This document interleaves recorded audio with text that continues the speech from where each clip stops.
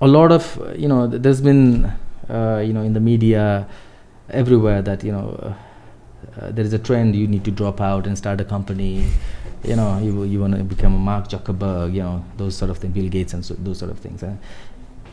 Again, I said, these guys, they have won the genetic lottery. They are already talented. They have already explored whatever is there in the university. Mm-hmm. Right? Steve Jobs, I read his book, and he did not kind of have much interest in university because he knew already. Yeah. Right? That's the reason he did not go. Not just because he simply wanted to drop it. Same with Zuckerberg. Same with Bill Gates. Right? They already explored the whole content, and they saw no point in repeating it. Mm-hmm. They are never against university education if you read their book. Yeah. If they read their podcast, they never tell you drop whatever you're doing and start a company. They don't tell you that, right? So if you are already in that particular group, particular class, I don't know, if you are already talented, right, then you might have a chance dropping out and do it. But in our culture, you'll be ruined. Sure. Right? I don't want to use the word, but you'll be ruined. Okay, so it's absolutely necessary, essential in our culture. I mean, it may not be essential in the US or in Australia, but here it is essential. Yeah, I'm a prime example of that. I dropped out 4 times, still ended up doing it. The reason behind me going back to study again and then completing my degree was, so the first thing that I faced issues was being from a third world country. I could not validate my skills because I did not have my bachelor's degree, and in certain cases they did not count my experience as an experience because I didn't have an education background. First thing was that. Second thing, I was planning to move to another country, Singapore, and then they applied for my visa.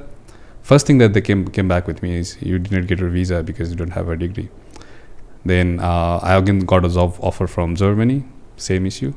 I tried of thinking going to Japan, but same issues. I tried to think about Thailand, Ravi, same issues. The benchmark that these countries, the Western economy or advanced economy, put to our country, like third world country like Nepal, is whether you completed a certain level of education or not. Yeah. Right, that is the benchmark. Because I don't blame them, because there's nothing else to kind of judge your skills. There's nothing. Mm-hmm.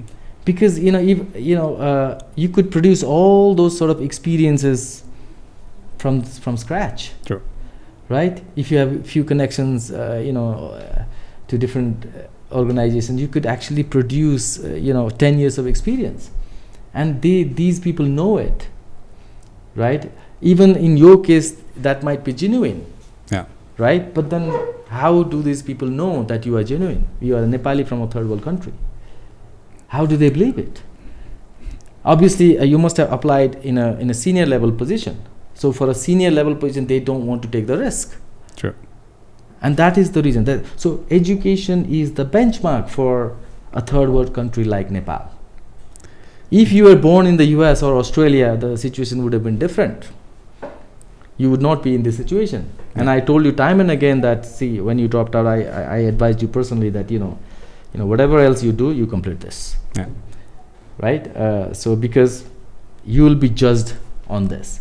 Maybe after you cross that hurdle, then it won't be an issue anymore. Nobody talks about you whether you have a bachelor's degree or not. No.